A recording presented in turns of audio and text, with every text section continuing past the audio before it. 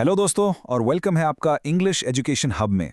मैं हूं आपका होस्ट और आज हम इंग्लिश लिटरेचर के एक ऐसे क्लासिक मास्टरपीस की दुनिया में चलने वाले हैं जो आपसे मिस नहीं होना चाहिए। आज हम बात करने वाले हैं एडमंड स्पेंसर की epic poem the Faerie Queene, specifically उसकी बुक 1 की। यहाँ हम मिलेंगे रेड क्रॉस नाइट से, जो जैसा कि नाम से लगता है होलीनेस यानी पवित्रता की खोज पर है। और हाँ, ये एक एलेगोरिकल पोएम है। अब इसका क्या मतलब है? सिंपल सा मतलब है कि यहाँ हर कैरेक्टर, हर इवेंट, उसके पीछे एक गहरा हिडन मीनिंग है, एक पजल की तरह। ओके, तो इस जर्नी को आसानी से समझने के लिए हमने इसे 6 पार्ट्स में डिवाइड किया है। पहले हम उसके क्वेस्ट को समझेंगे, फिर उसके पहले टेस्ट को देखेंगे और आगे कैसे डिसेप्शन और प्राइड उसके रास्ते में आते हैं। रेडी हैं? चलिए शुरू करते हैं इस फैंटास्टिक स्टोरी का पहला चैप्टर। Alright, section 1। तो सबसे पहले मिलते हैं हमारे मेन कैरेक्टर से। कौन है ये नाइट? उसके साथ ये लेडी कौन है? और उनका मिशन क्या है आखिर? Let's find out. तो स्पेंसर शुरू करते हैं इस लाइन से। ये है हमारा hero, the red Cross night. देखने में लग रहा है कि उसने बहुत पावरफुल आर्मर और सिल्वर शील्ड पहना है, राइट? लेकिन अ वेरी इंटरेस्टिंग पॉइंट, ये आर्मर उसका अपना नहीं है। ये इस बात का सिंबल है कि वो होलीनेस को रिप्रेजेंट तो कर रहा है, पर अभी वो इस रोल में बिल्कुल नया है, इनएक्सपीरियंस्ड है, फुल ऑफ एनर्जी और खुद को प्रूव करने के लिए एकदम तैयार।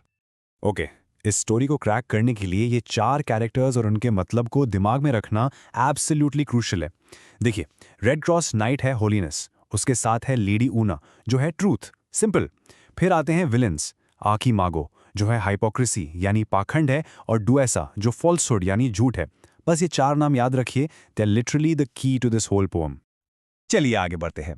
अब हमारा नाइट फेस करने वाला है अपना पहला फर्स्ट चैलेंज। एक तूफान आता है और उससे बचने के लिए नाइट और ऊना एक बहुत ही घने जंगल में घुस जाते हैं। और इस जंगल का नाम द वॉन्डरिंग वुड, मतलब भटकाने वाला जंगल। नाम में ही सब कुछ है ना? और जैसा कि नाम है, ये जंगल सच में भटका देता है। लेडी ऊना, जो कि ट्रूथ की आवाज है, वो नाइट को वॉर्न करती है। वो कहती है, सुनो, ये एरर्स डेन है, गलती की गुफा। इसका सिंबॉलिक मीनिंग सोचिए। जब भी कोई सही रास्ते से भटकता है तो वो इजीली रिलीजियस या मॉरल मिस्टेक्स में फंस जाता है। पर हमारा नाइट अपने यंग ब्लड के जोश में वो ऊना की वार्निंग को कंप्लीटली इग्नोर कर देता है। तो गुफा के अंदर नाइट का सामना होता है एक अजीब से मॉन्स्टर से, एरोर।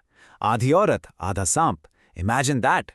वो नाइट को अपनी पूंछ में फंसा लेती है और नाइट ऑलमोस्ट हारने ही वाला होता है कि तभी ऊना यानी ट्रूथ चिल्लाती है, अपनी फोर्स में फेथ ऐड करो, and that's the game changer.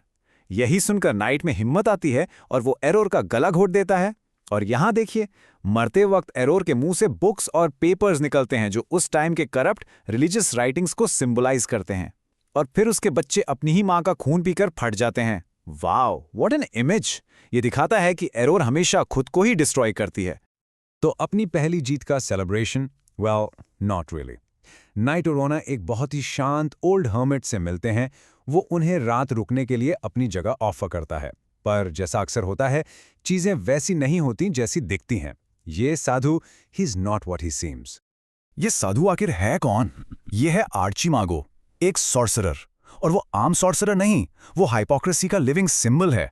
उसका नाम ही देखिए, आर्च मैजिशियन या आर्च इमेज से आया है, मतलब द मास्टर ऑफ इल्यूजन्स। वो बाहर से एकदम होली दिखता है, पर अंदर से प्योर ईविल। और उसका बस एक ही गोल है, होलीनेस यानी रेड क्रॉस को ट्रूथ यानी ऊना से अलग करना। That is his whole plan. So Archimago क्या करता है? वो अपनी ब्लैक मैजिक से एक फेक ड्रीम क्रिएट करता है, जिसमें नाइट को दिखता है कि ऊना उसके साथ लॉयल नहीं है। फिर वो एक स्पिरिट को ऊना जैसा बनाकर एक दूसरे आदमी के साथ दिखाता है। और इसे देखकर नाइट का eye of reason was with rage blinded, मतलब उसके दिमाग पर गुस्से का पर्दा पड़ जाता है। रीजन, लॉजिक सब साइड में। वो इतना गुस्सा हो जाता है कि सच झूठ का फर्क ही नहीं कर पाता।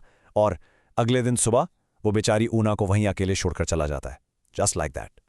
अब सोचिए, नाइट ने ट्रुथ को ऊना को छोड़ दिया है, तो अब क्या? अब वो डिसेप्शन के लिए, झूठ के लिए टोटली वल्नरेबल हो गया है। और बिल्कुल आगे जाकर उसकी मुलाकात होती है एक नई बहुत ही अट्रैक्टिव लेडी से। और यहाँ स्पेंसर का जीनियस देखिए, वो ट्रूथ और फॉल्सहुड के बीच का डिफरेंस कितने ब्यूटीफुली दिखाते हैं। इस स्लाइड को देखिए। एक तरफ है Una, she is truth, simple, modest, काले कपड़ों में, क्योंकि सच को दिखावे की जरूरत नहीं होती, राइट? और दूसरी तरफ है डुएसा, जो है फॉल्सहुड। वो एकदम लैविश स्कारलेट कलर के कपड़ों में गोल्ड और जूल से सजी हुई, और वो अपना नाम क्या बताती है? फिडेसा, जिसका मतलब है faithful. I mean the irony, ये अपने आप में ही सबसे बड़ा झूठ है। कहानी और इंटरेस्टिंग होती है। नाइट और डुएसा एक पेड़ के नीचे रेस्ट कर रहे होते हैं। नाइट बस एक ब्रांच तोड़ता है और उससे ऑफ खून निकलने लगता है और एक इंसानी आवाज आती है। ये आवाज है फ्राडूबियो की, एक आदमी जिसे डुएसा ने ट्रिक करके पेड़ बना दिया था। फ्राडूबियो नाइट को सीधा सीधा वॉर्न करता है डुएसा के बारे में, एकदम क्लियर वार्निंग। लेकिन नाइट अब वो ट्रूथ से इतना दूर जा चुका है कि वो इस खुले सच को भी देख नहीं पाता और वो डुएसा के साथ ही रहता है। Can you believe it?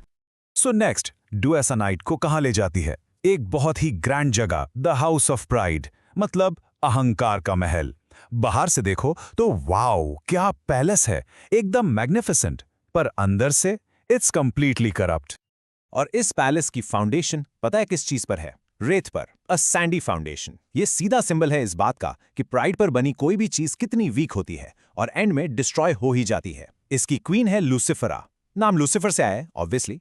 वो सुपर एरोगेंट है और उसने थ्रोन को इलीगली कैप्चर किया है। बेसिकली ये महल उन लोगों के लिए है जो वर्ल्डली फेम और सिन के पीछे पागल हैं।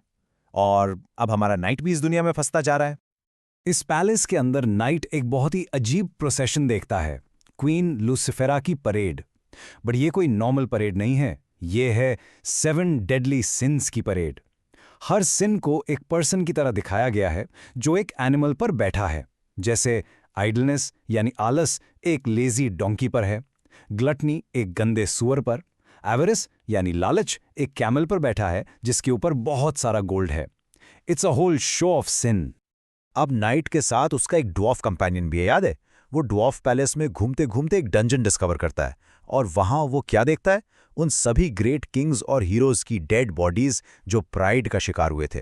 जब ड्वार्फ ये बात नाइट को बताता है तब नाइट को रियलाइज होता है कि इस पैलेस का एंड सिर्फ डिस्ट्रक्शन है और वो वहां से चुपके से निकल जाता है। ओके, तो अब तक की इस जर्नी से हमने क्या सीखा? नाइट के एक्सपीरियंसेस से what are the key lessons? चलिए इसके कुछ मोस्ट इंपॉर्टेंट टेकअवेज को समराइज करते हैं। फर्स्ट, होलीनेस यानी पवित्रता शुरू में पावरफुल हो सकती है, पर वो नाइव और इनएक्सपीरियंस्ड भी है। सेकंड टेकअवे, ट्रुथ के गाइडेंस के बिना यानी उडनिया के बिना होलीनेस बहुत इजीली हाइपोक्रेसी यानी आर्किमेगो से धोखा खा जाती है।